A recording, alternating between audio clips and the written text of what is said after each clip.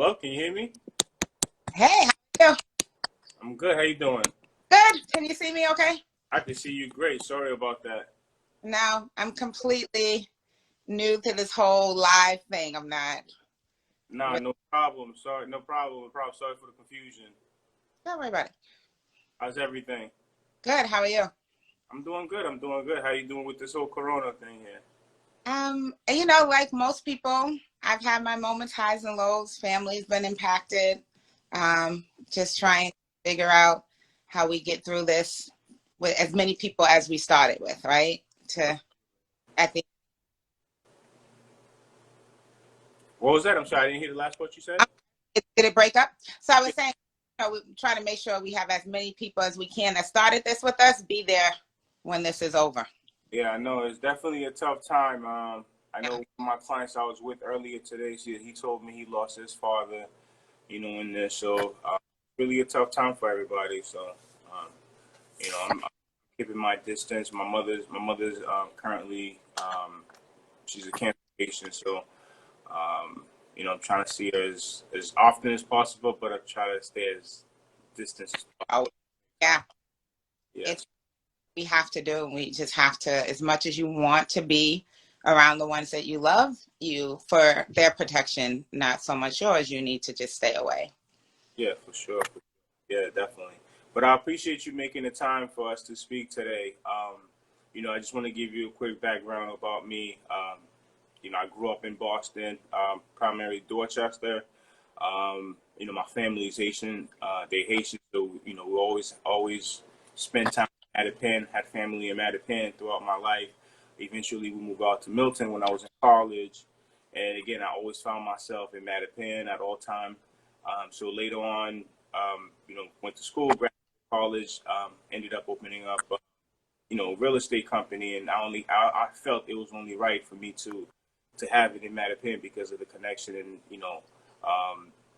my history with the community, and I realized that hey, Mattapan didn't have a real estate presence there, so I wanted to make sure that I created that presence, and I was able to open up a business and contribute and give back to the community.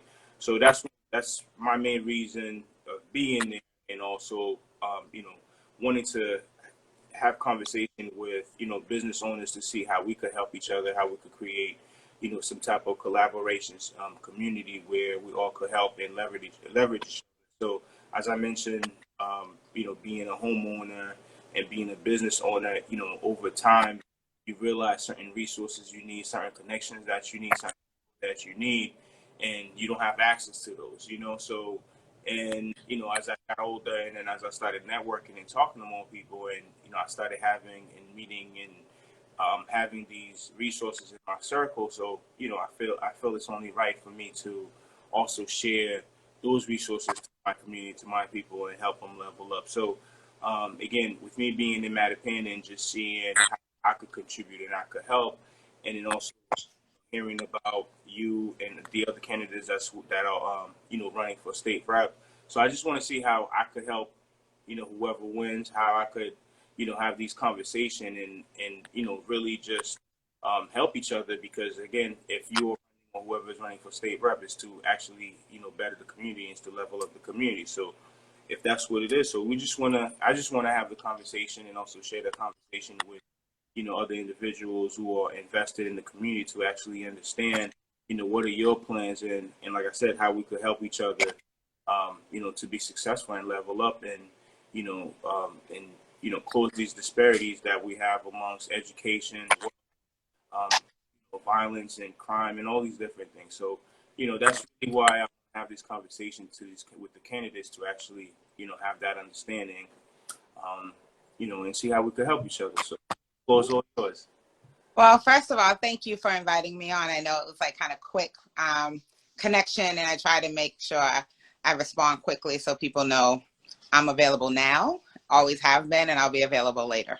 And I think it's important that people know that. So a little bit about who I am. I'm born and raised in Mattapan. So there's a kept coming back to Mattapan. We're kind of a great community to be a part of.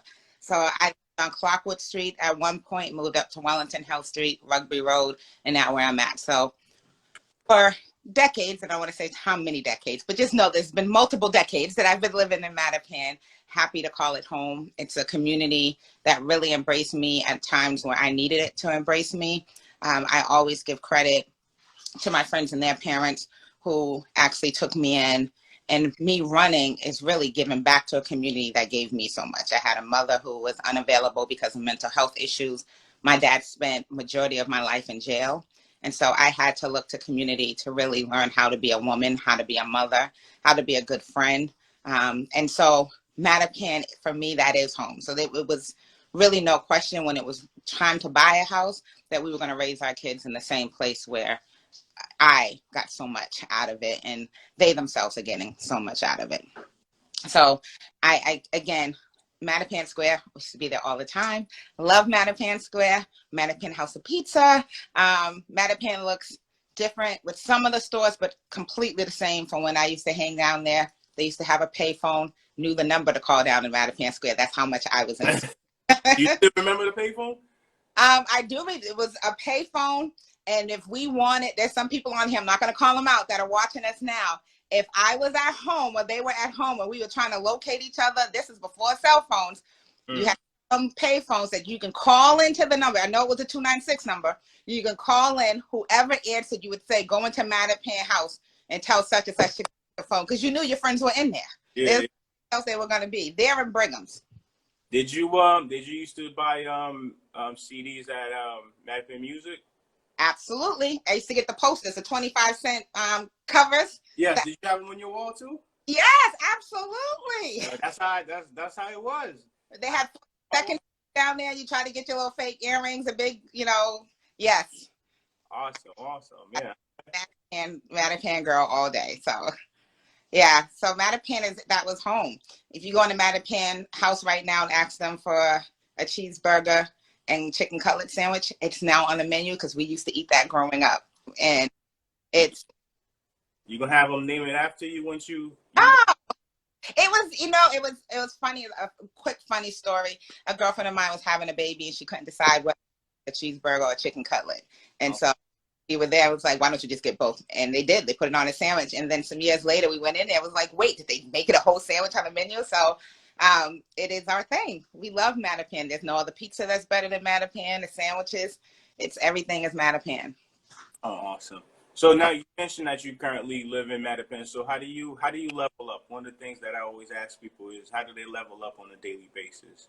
Just giving back. I mean, the best way that you can level up is giving back, being able to listen and be available. So leveling up for me is taking in as much as I can take and giving back as much as I can give back. So that's my day every day. So when I wake up in the morning, I want to know that I'm giving something to someone and that I'm also going to receive something so I can give it back to someone else.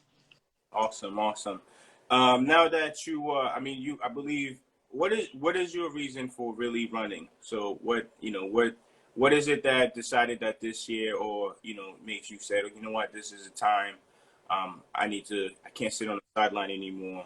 I need So what is that drove you this year to make that?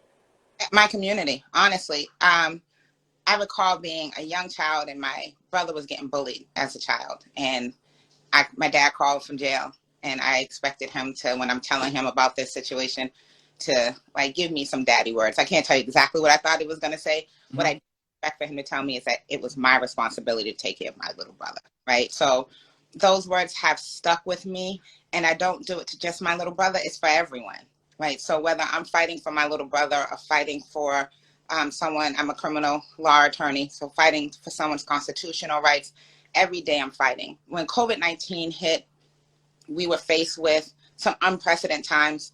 We didn't have information coming in from people the way we wanted information to come in. No one knew what was going to happen. And I, like a lot of people, have children in my home. I have a son who has an IEP. He's my foster son, but he's my son. I've had him for 6 years. And he's been, a lot trying to get him settled. But I'm his mom. My job is to learn what he needs. And what I can tell you is that in this time, we have seen that there's a lot of holes in systems. And they're really hurting one community more than they're hurting another community. Okay. And so having these conversations with people, And the seat was open. It had been open since Dan Cullinane had announced. And I thought about it, but I was really focused on my home. And the more I talked to people, I talked to seniors, just community in general, and they all had similar concerns about what tomorrow looks like when this is over. I was in the State House when we were in the Great Recession 10 years ago. I was Deputy Chief of Staff for State Senator Sonia Chang Diaz. So I know what it looks like. I know the budget's going to be cut. I know the policies are going to have to be pushed out really quick.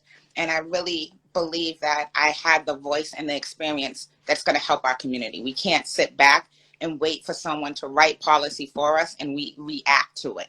Right. So we're in a reaction state all the time. We get mad when people come into our communities and tell them what we're going to do for us. But yeah. I don't want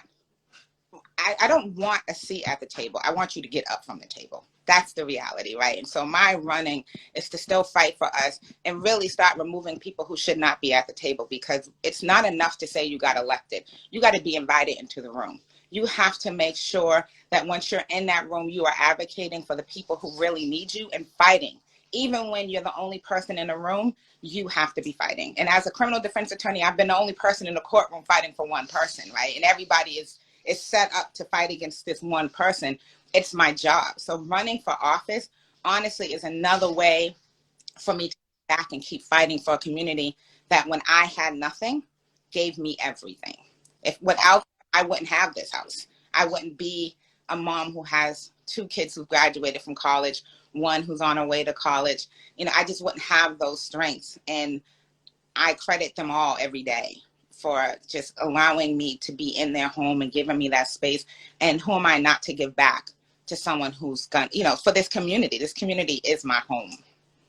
Thank you. Thank you for answering that. So while we're in that topic, I know it's a very sensitive topic. I know for me yesterday, I had a devastating day. Because the moment that I got up, I was on social media for that video, and I literally just, my body just cringed. I just wanted to do something, and throughout the whole day, I pretty much just stayed home yesterday, and I didn't operate the way that I would want to. You know what I mean? Absolutely. I just don't even know how to put it into words. So as far as you being a criminal attorney and also to, obviously make a change, like how did that impact you? And, do you have any thoughts and, solution on how could we, A lot of feelings. So similar to you, I've had the same reaction. I'm a mom. We have a blended family. There's 9 children, and 4 of which are boys. The hardest thing that I can do as a mother is talk to my son about how he should respond if he's stopped by the police. And I did this post on my personal page yesterday. And today I posted all 4 of our sons, right? So let me stop for a second and say, 1, you are loved, you are appreciated, and you are needed. And we as a people have to protect you. Okay, so I know that yesterday was hard, tomorrow is going to be hard, but I think it's important that we acknowledge each other and acknowledge this pain. I am not an emotional person, but I was crying yesterday. I was crying because I watched the video with my 13-year-old son and having to explain to him what was going on. He's seen movies, right? But the actors show up and they're all dressed up. They're on different things. They come back to life. So the realities of my conversations where I'm telling him, if you get stopped by the police, you are to give your name, give them your mother's name, tell them she's an attorney, and give them my number. And, constantly don't move. Don't put your hands in your pocket. I don't care how bad you're itching, don't scratch. Those are things that we as mothers and fathers have to talk to our sons about. The one job that I tell my kids they have is education. But for my sons, their one job is to come home every day, right? Like that is the goal. When my son talks about where he wants to go to college, I have to think about instantly the racism in certain places where he wants to attend school, right? And it's not just, I'm going to call you names. Not that that's not hurtful, but there's a chance you're going to go get an education and I won't see you again. I won't hold you again. I won't see your smile because someone else's belief of who you are is going to dictate whether you live or die. And that's real. And if we don't have these conversations, it's not just you and I having this conversation. People who don't look like us need to have this conversation more. They need to look at their own brothers and sisters and say, listen, what you did was wrong. We don't need people to get on social media and defend the character of someone, because at that point, their character was shown and you shouldn't defend it. You should tell them they're wrong. You should tell what you're doing, and to make sure that that friend does not respond like that. All these Karens that we keep talking about, where are your friends who are not, that should be standing next to you saying, you were wrong. Yeah. And tell you why you're wrong. As a criminal law attorney, I can tell you, as much as people say that this stuff happened back in the 70s, the 60s, the 50s, I've had cases in 2020, 2019, where people are getting pulled over because of the color of their skin, not because of anything else. How many times have you been on the highway and didn't put your blinker on to go to the next lane? We see it every day. Yeah. I've had a case last year where there were 4 men in a car. They didn't put their blinker on. Cop pulls them over.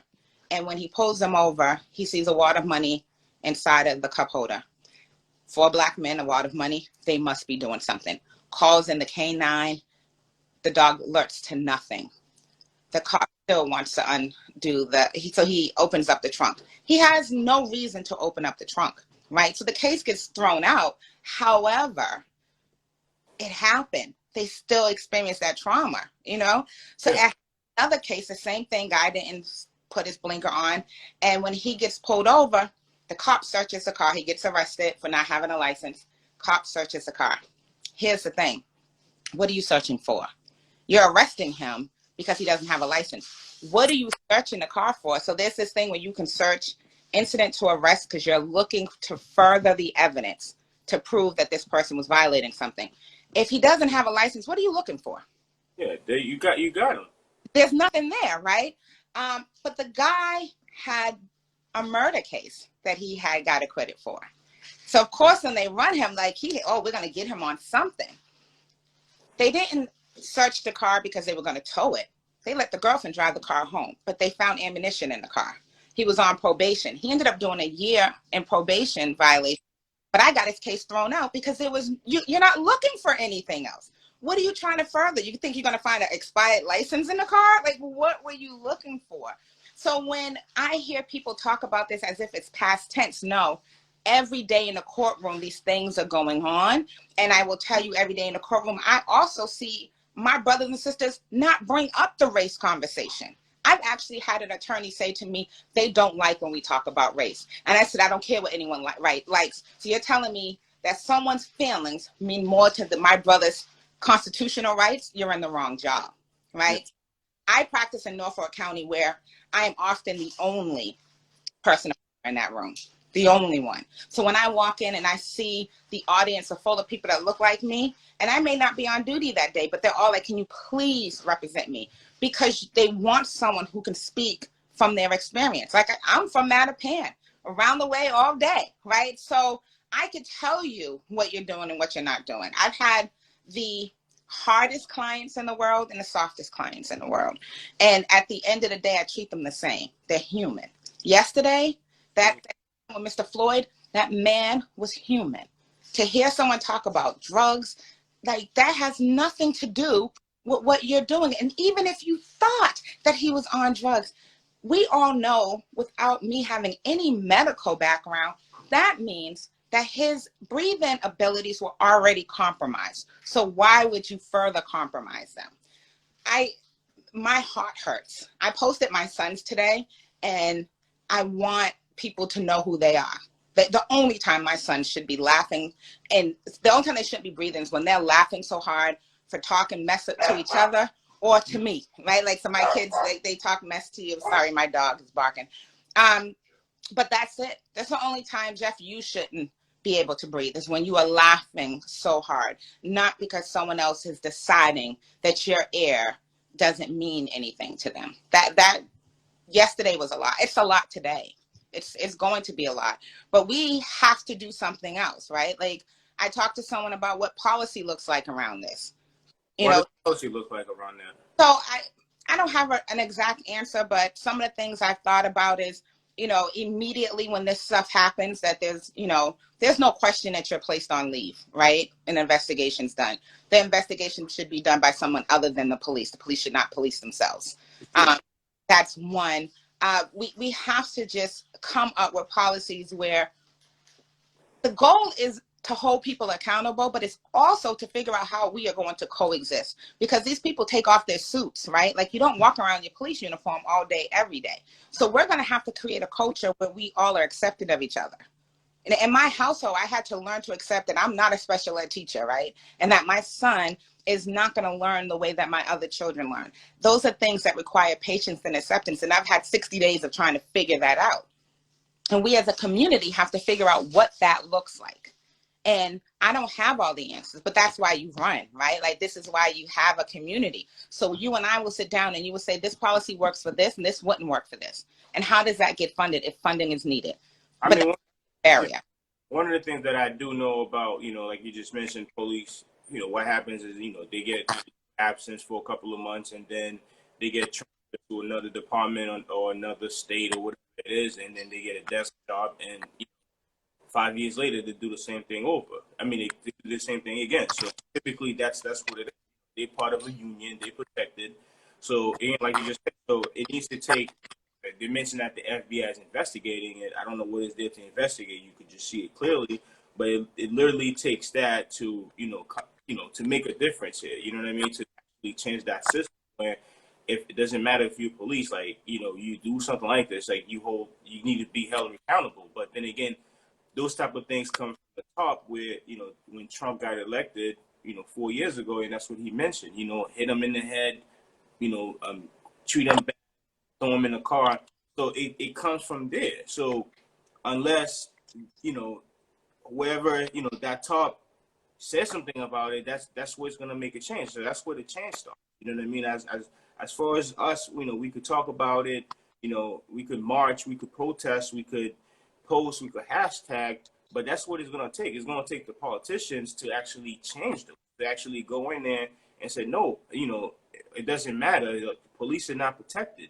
I mean, you are protected, but you're not protected if you kill somebody's life. Like, you need to, there needs to be consequences. Like, it literally needs it needs that. That's what it takes. It takes the politicians to actually sit down and say, no, enough is enough. We can't go by these rules anymore, because police are the biggest gang in America.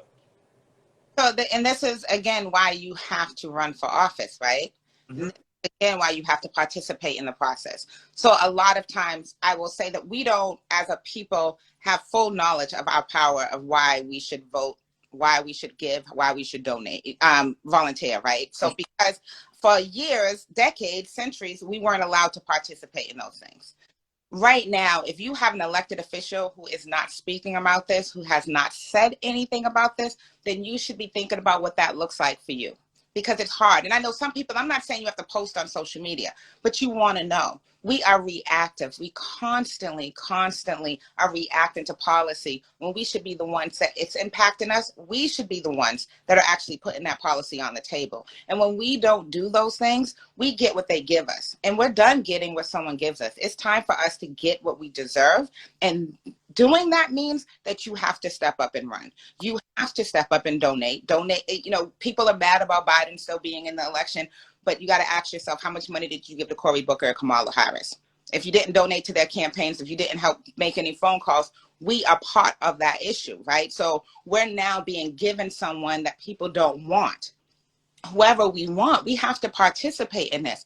Again, there's no more let me, make room, I'm coming in. No, I want you to get up, because I don't need you to speak for me. You can't speak from my passion. There's no way that anyone could talk for your mother about her love for you like your mother can, right? Like a woman of color can. So when we're talking about these issues, it's someone else giving a story that a third person told them. But you should actually be at that table giving that story. You should be making that compelling argument on why this policy is needed. And you're 100% right. You have to have someone who's going to say, if you commit these acts, this is what happens to you. There's no reassignment of this, right? So you're off the job.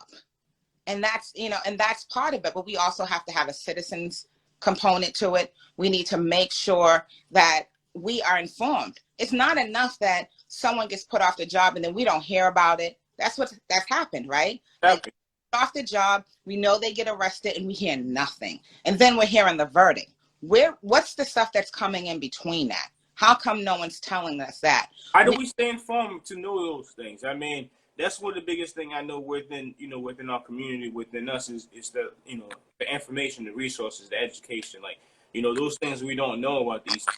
Everything is going on, and how do we stay informed? So part of it is that we got to have people in office that represent us, that look like us, and know that we need to know this information. It's not enough for us to keep saying, I'm going to wait for it to happen. Again, everything, when you're saying that this is how we get it, it just means that we're in a reactive state. We have to move out of this reactive and start to get proactive. If we are saying that we need to change policy around police killings, then who are we waiting to change that policy? There's enough of us, right? Like, one thing you've learned in COVID-19, whatever we really truly need, we have in our community already without government. If someone needs food, money, there's enough of us who can provide that for them so the family could be fine. However, what we need to do is take control of our power. If we have a policy, you and I are talking, we can talk after this too and come up with some policy. There's enough people in this state that we know that can put that policy piece before the legislature today, right? Why are we waiting on somebody else to do it for us? This is our job. We have to take that back. We have to stop waiting. So how we get in there is we put ourselves in there. No one's going to open the door and let us in. They've never opened the door and let us in. Absolutely not. Absolutely. So so I mean, in that topic, so how do you make a difference in that, if you are in office? How do you make a difference in that? So this job is a lot. It's policy and constituent services. So one, I have experience writing policy. I have written policy that is on the books now, from foreclosures when it happened and the Great Recession, to make sure that tenants were protected, as well as giving homeowners 60 days to cure their default so they weren't just evicted from their homes because they couldn't pay their mortgage due to the crisis that we were in then, something that's going to happen again. I also have experience arguing and fighting for budgets, both in the State House and outside the State House. So what I'm bringing with me is the ability to walk in that door on day one and do those things. And also bring with me your conversations.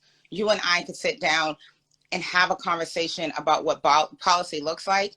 We don't have to wait till January when the new legislature is sworn in. We can actually start writing policy now, so that when we do walk in, we walk in with a pile of policies already in place. And what we're doing on January 1 is getting other legislators to be with us on that policy. So that's the proactive stance of it. So, and I'm looking at some of these comments about, how do we do these things when we're trying not to die? That is your elected official's job, right? Like, no one should have to think about, do I participate in politics? Do I participate in my community when all I want to do is live? That's not a decision any of us should be facing. It's not a decision that most of the other side doesn't think about every day. So we have to start shifting our priorities and start working together. I don't really care how you plan to get there. Our goals are the same. Our goals are to make sure that we are heard, we're well represented, and that we have people who are going to fight for us all day long. And if we're going to have that, I'm going to bring as many people with me. You may not like me personally. I may not care for you personally. I don't really care. And you won't care, because what you care about is that the mission and the goal of making sure that we're protected and we're okay, and that we can go to a barbecue and not worry about someone calling and us losing our lives over a barbecue. Those things we are working to make sure it does not happen. And there's huge accountability if it does happen. And I think that's the biggest thing. We have social media now where everybody's like, oh my God, I can't believe this is happening. This has been happening. What happened is that we have a camera on our phone now. We have people who can actually record it now.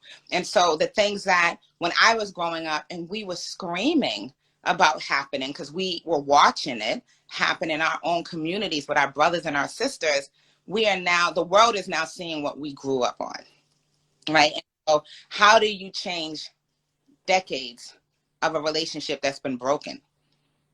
How do we change? Yeah, it's not going to be overnight. There's no overnight in this. And again, there's no magic answer, but what we do have is the ability to work together and start creating policies that hold someone accountable, because the biggest issue is accountability has been lacking. I'm pretty sure I can look in one of my photo albums from back in the early 90s, and my kid's father at the time had taken my car out and he brought it back and it was tore up on the inside. The police had completely gutted out my car. He was not arrested. It was just an anger thing. And I'm sitting at the police station arguing with him. I have all these pictures. Like, what did you do to my car? And there was no accountability. There was none, right? So we've all been impacted by this system that's been broken for decades. And we don't have an answer for tomorrow, but we can start working on it. And we have to come together and work on it. And we have to, the first thing is accountability, right? We want people to be held accountable. And in that accountability, we can start building a bridge that has never existed between the communities of color and the police departments. It just hasn't. And I'm not taking ownership of that. Our people shouldn't take ownership over that at all, right? So, but what we can do is come up with policy to create accountability, because it's too much at this point. Indeed. So if you get in office first day, what is the first thing that you would like to get done? So the first thing is I want to make sure that our the Student Opportunity Act is going to be funded. We have money that's on the table, and our kids, I'm really worried about what school looks like for our children. If you think about on March 13th, there was a slew of children who were at risk or were failing, right? And we're just advancing all of those kids, even including my son who's an IEP, advancing them to the next grade next year. So it's great that they're not penalized by being held back. But what are we doing for supports, right? What are we doing to make sure that the school has the supports? These kids are going to need more time to get adjusted to being back in the classroom, right? We have to figure out what that looks like. We can't, this is our generation. I think about me, I didn't graduate from a traditional high school. So if you gave me 6 months off from school, the amount of work I would have gotten done in those 6 months would have been slim to none.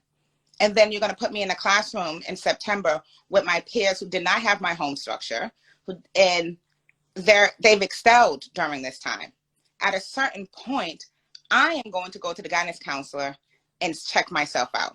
So we have to figure out how we're going to prevent these dropout rates, how we're going to protect our children who are at risk or were failing, because as much as you're not penalizing them by advancing them in September, we also don't want you to penalize them come next May, June, when you want to keep them back in the same grade, right? So that's one of my top priorities. Also, housing is still going to be a priority. We have 45 days. What is your plan on that? What is your idea on that? As far as, I know there's about 11 new construction, maybe 13 new construction already approved for Mattapan. And one of my biggest things where there's always a fight within the community and the developers or architect or whoever making the presentation. I'm not sure if I ever seen you at one of these community hearings. Like, what is your take? The renovations that people have for Mattapan and affordable. Yeah, so I am on the Boston Employment Commission, so I may not be at your community meetings, but I'm actually the person doing some of the other work. I am informed, I am on the email list, I do know what's going on, I'm just not always everywhere. But I will say that I was on a call recently and they were talking about the Burger King they're trying to put in on River Street. The issue that has come up is that, in all honesty, they figured out how to separate a group. They went to one community meeting, didn't talk to the other community groups, and now they're at a standstill about Burger King, right? What we need to do is figure out what are the community benefits someone's going to bring in. We need to, and I'm not trying to push it off on the city, but I think that part of this job is working with both your city and your state brothers and sisters to figure out what you all can do collectively to make sure that your people are connected. When there is a developer who wants to come into our community, it should not be go to one community group. It should be going to all. It also should be that every elected official is immediately sending out information that this is a proposal coming into your district so you know what it is, right? So that's communication. And then with that, what are you looking at as far as the benefit to the community? It can't just be, it's going to be beautiful. How many jobs are you going to make sure people in this community have? I I have my law degree, but that doesn't mean I push everyone to go to college. My husband works for Eversource. He went to college, but he didn't go. He went. It's more of a trade that he did, right? So what are we doing to make sure that we have sustainable families in our district? And part of what you can do is make sure when people come into our community that there is a community benefit that is long lasting. So on the Boston Employment Commission, when all of these projects, and I know about all of them coming in because they have to come in through the Boston Employment Commission. So when they come into the Boston Employment Commission, my job is to make sure that they are doing just that, that they are having a community process. They have spoken to the right people, that they have actually put up systems and not just the box. I tell them all the time, don't just put the application box there and tell me it's there. I want to know how many times you have checked that box, how many people in the community have gotten jobs, and if you don't have a job for them, where do those jobs go? So there is a job banks that they do go into, but we don't talk about that enough, right? So people will drop an application off and not knowing that that application now gets sent off to a job banks for other jobs. But if you don't know that, you're not searching that job bank. So we have to figure out how we're going to have more communication going on and what that community benefit looks like. There is nothing like driving down the street and seeing something you help create, right? So we have to figure out what that looks like and how do we make sure. When in the recession, what we did is we got the American Reinvestment Act. We had bridges and roads that were being repaired. In that, we made sure that we funneled enough money into our district so that we could create enough jobs so that we would have some sustainability in our families and our communities. So that's one of the things that we need to do is like look at the federal aid, because federal aid should be coming. When the federal aid comes in, we have to make sure that they're divesting money into our communities that are being hit the hardest. And that's always going to be our communities, especially Mattapan. Speaking of job creation, so as far as those dispensary owners, which I am as well, I'm looking to open up a dispensary in Mattapan, and also as we mentioned earlier, my goal is not only to get a seat at the table, is to actually build my own table, Oh, seats, and say, hey, let's eat. So in situation like what is your take on the whole dispensary being acceptable in our community and so what's your take on that? so I was part of the community advisory group for the Mass Commission on Cannabis. So I will say that one of the things that I knew that they were lacking in, so in the beginning, if you wanted to do the application, you had to go online, and that automatically starts to exclude people, right? So we changed that. So part of the citizens group was to tell them the things that they were doing wrong and the things that, you also tell right. But in the beginning, there was all the things that were making it inaccessible for people who were supposed to be benefited from the social programs, but they couldn't get to the social programs. So there was a lot of things. So number one is that they were all online. And not only were they all online, you would do a certain part of the application, and then it would say, bring all of this information and upload it onto the computer. If I had to go to my library to do this application, I don't know that I need 15 documents. Yeah. I now have to come back. And depending on what my work schedule is, my children's schedule, there's no way I'm getting back there anytime soon. So we changed that so it's supposed to be on the front page. So when you first start, it's supposed to tell you everything you're supposed to need. Also in the library, it's supposed to be a paper format, right? So that you can get in. My high school friend's husband just opened up the first shop in Grove Hall, and we need more of that. We've had a community that's been separated, families that have been torn, and we have to figure out how we're going to give back in a safe way. I know that they wanted to bring the shops into Mattapan, and there was some dissension amongst that. I don't have that same issue. I feel like we voted that we were going to have cannabis be legal in this state, and there's no reason why you or anyone who wants to have a business and be an entrepreneur, they can't do it. Doesn't make sense. There's enough space. Mattapan Square has its own blighted issues, right? So it's not as bright and pretty as it could be. It's not as filled with resources and other things that it should be.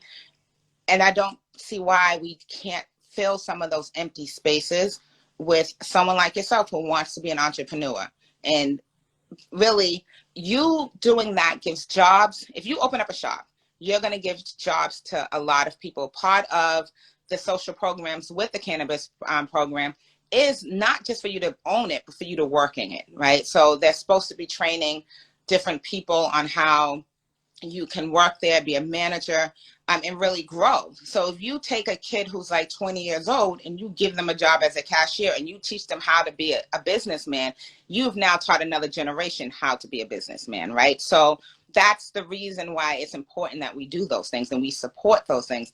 I think that part of the dissension and the arguments that I've heard about what was going on is that people aren't hearing it that way. All they're hearing is, oh, you're going to be smoking weed everywhere. That's not that. You know, we have to change the conversation so people understand that we have a right to have this business and we have a right to not only help our current generation, but help our other generations. We are generations behind in wealth, and this is a way that we can start getting up to that point. How do we? I mean, that's one of the biggest things that to me is just that this disparity between I just put it down as education overall, right? Like I said, like you just said, where we walk into, we should be already past that. Hey, it's already legal. There is no going back and forth about why is this is the business of choice, right? So it's more so, okay, how do we benefit? How do we profit from this? How do we empower each other on this? So now that, for example, where what you just said again with Dunkin', with the Burger King, is that this guy went to a certain community and then he didn't community. So how do we create, where there's communication within all these communities, where all these civic groups, whether or not that they agree with each other on certain things, but they can at least come to a final decision and say, okay, well, this is not a great fit for us overall. It might be good for this side of town that you guys get, whatever it is, but overall, it's not a great fit. So yes, this house has been, has been vacant for how many years, but allowing this person to come here, they're not creating jobs for us. They just come in here and profiting, leaving. So how do we have this conversation where everybody could be on the same page? Because for me, I try to go around and have this conversation as far as whether it's me doing a real estate, a real estate deal, or me going in, trying to get my business approved, or me moving in with my real estate business initially, just wanting to let the community know that, hey, I'm part of this community here. I have businesses. I'm invested here. My family grew up here. I want to help. How can we work with each other? With these groups are not on the same page, or there's no access to them.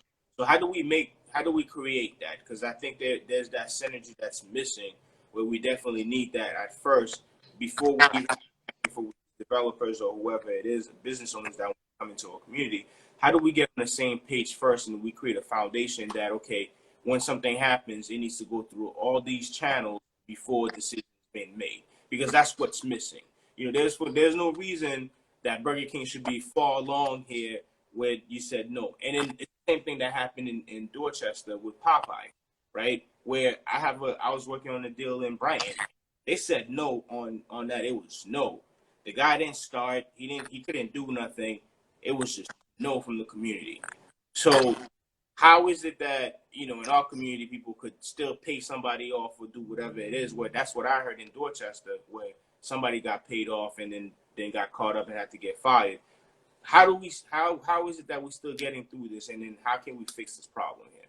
So one, I don't know what happened in Common Square with Popeyes, but I will say for Burger King, if I was on the call when they had the hearing, when they had the licensing hearing, and part of it is that we function as a people in silos, and as I was saying too, we need to get past that. We have to figure out what we've done in the last 60, almost 90 days now. We've all been on these Zoom calls, right? So you and I are on live. People are doing different ways of communicating.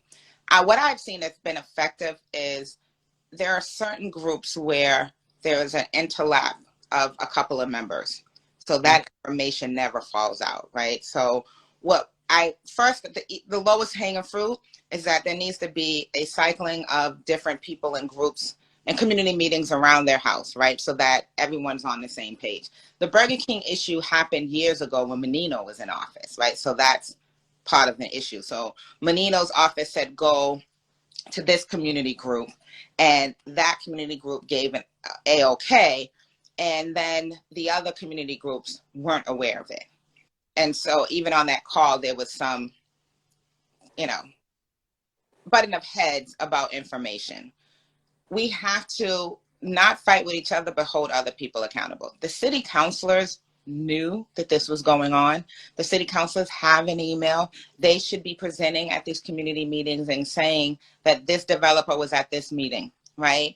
And we should be demanding that. But I also think that the lowest hanging fruit is that we all have to start crossing over to different meetings that may be a little bit outside of our immediate neighborhood, so we know what's going on in our community. That's one. Two, we need to figure out how we just have one coalition. Maybe one email that goes out to every member in a 2-3 mile radius. It's not that huge, but we have a whole bunch in 2 to 3 mile radius. We can probably have like 10-15 community groups, right? So we need to make sure that there's enough one, and I'm just, guessing, thinking out things out loud, but we could have one email listserv that identifies everything that's happening at every community meeting, right? So if you look at what's going on at West Selden, and it's like, and I live not too far from West Selden, I can look and say, okay, wait, why are they doing that here? And have that conversation before it happens. But I just think that it's an information share. If you're from Boston, you know that we're neighborhood specific. So we get really particular. It's like, well, you're in Hyde Park, I'm in Mattapan, you're in Dorchester. Oh, you're in Roxbury. And we need to stop breaking that down because it's hurting us that we're not together. And honestly, some people are relying on us not working together. Absolutely. Absolutely. Right? Burger King is coming because we weren't working together. Like, Burger King is here because we're not working together. If we had worked together, this is like 10 years ago, right? Like, this has been going on for a while. So if 10 years ago, that communication was relayed to other parts of the community and not just one community group, we would not have Burger King right now. So are you saying that it's going to happen? Right now I know that they're going to do appeal. Mm-hmm. The licensing board the next day did grant it. So they're 6 a.m. to 12, because that was the hearing that so here's reaction, right? The hearing that we had 2 weeks ago was on the times that Burger King wanted to be open. And so they granted them the license from 6 a.m. to 12 a.m. And so now I know that the community groups that were opposing it are now looking to do an appeal of that so that they can hold off that happening. Right across the school. Just kill the kids already.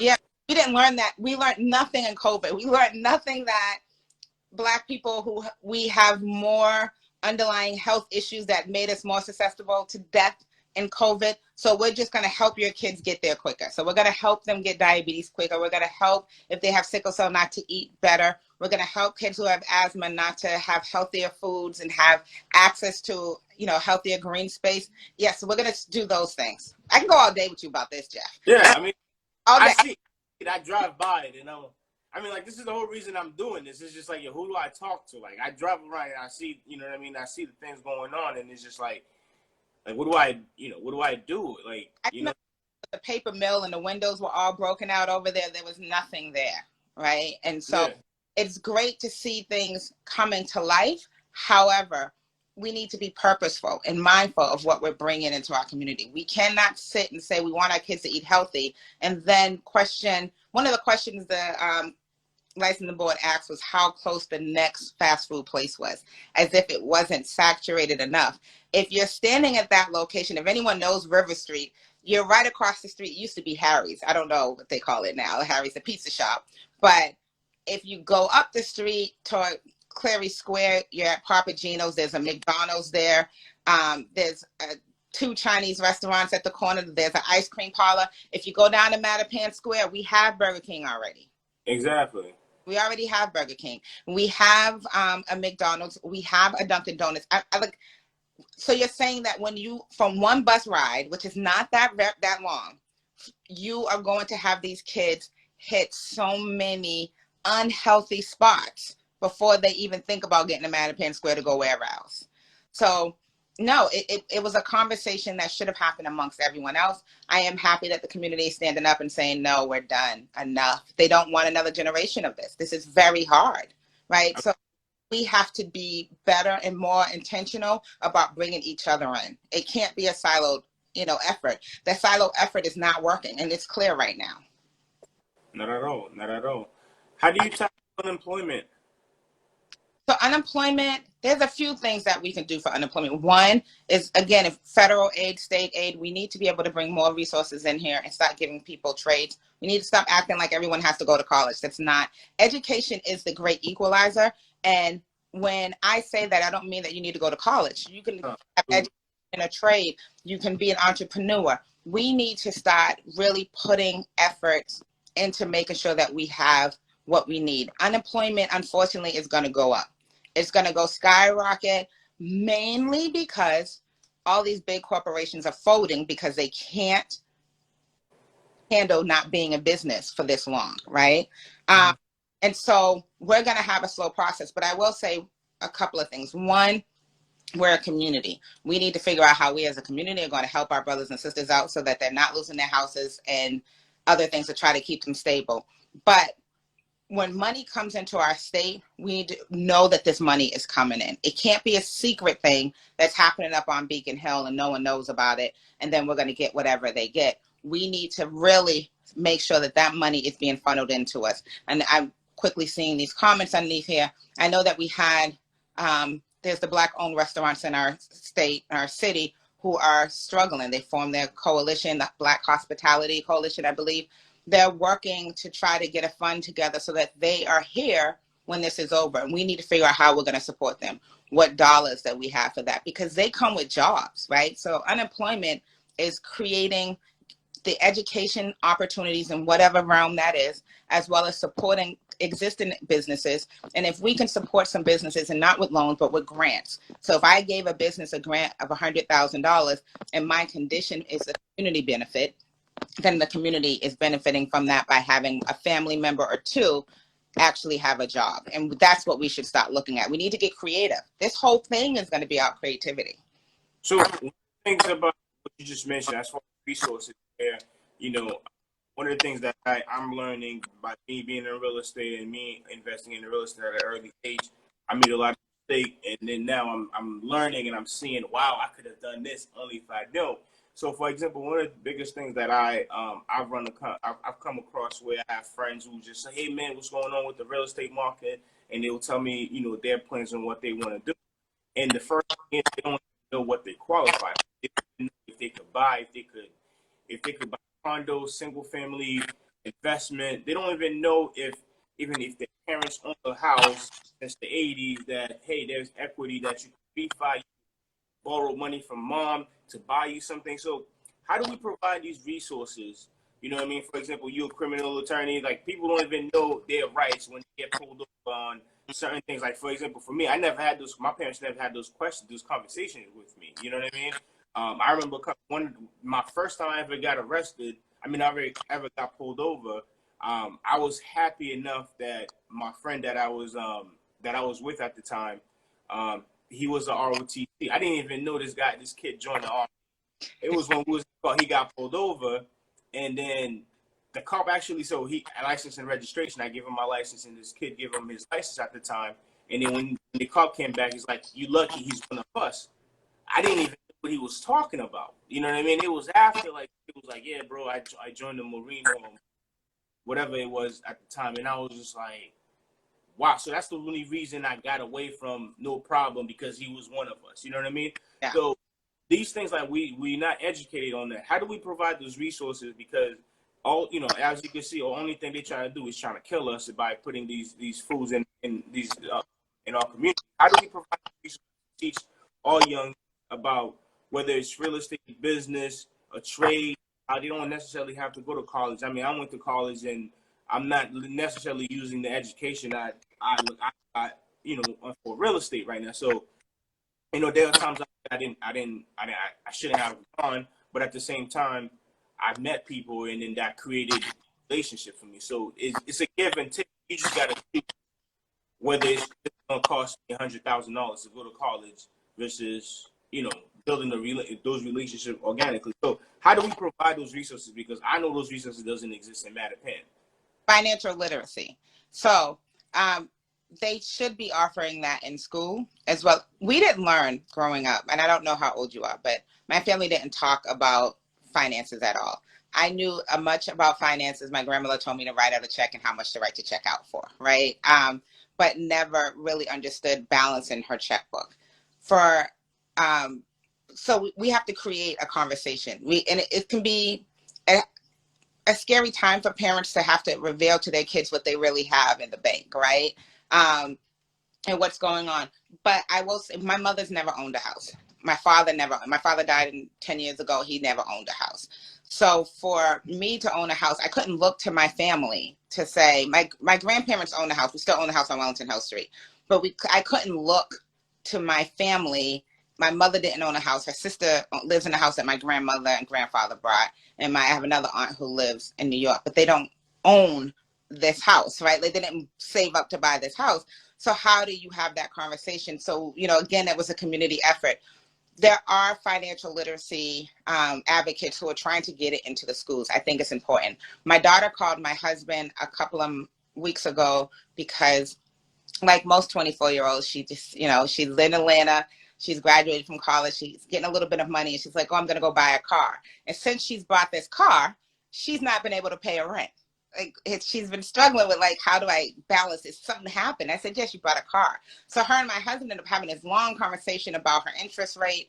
She didn't tell us about her buying a car. She just went out and did it. So he's, at this point, giving her information. And she goes on social media and she's like, how come no one taught us this in school? I had no idea I'm going to be paying this much for this car that I brought for this much money, right? And so we have to, one, be honest and open as parents about finances, and open the books up to our kids so they know what we're really working with. They shouldn't have to wait till you're no longer here to see mommy and daddy don't really have it. I tell my kids all the time, I have some nice shoes and some nice bags that you can have, but a huge bank account based on what I've chosen to do for a living, that's not going to happen. But financial literacy is one thing that we should be pushing people to do. You should know that you should you go online and get your credit report every year. It's free, right? And people, I don't think, still don't do it. They don't know what it looks like. There's a lot of programs out there that make you pay, but then there's a lot of us who just know how to help you get there, right? Like saving your money. But I think it's a community effort. We have about 50 seconds left. Go on. I just got to quickly ask you, how do people how do you earn people's votes, and why should people vote for you? And what is your plan that you like to get done? So 35 seconds. Okay. Stephanie Everett, find me on Facebook at Everett for State Rep, or our email is my website is Everett for State Rep. You're going to vote for me because we want to change. We have to fight for what we need. We can no longer sit on the sidelines waiting for someone to give us something.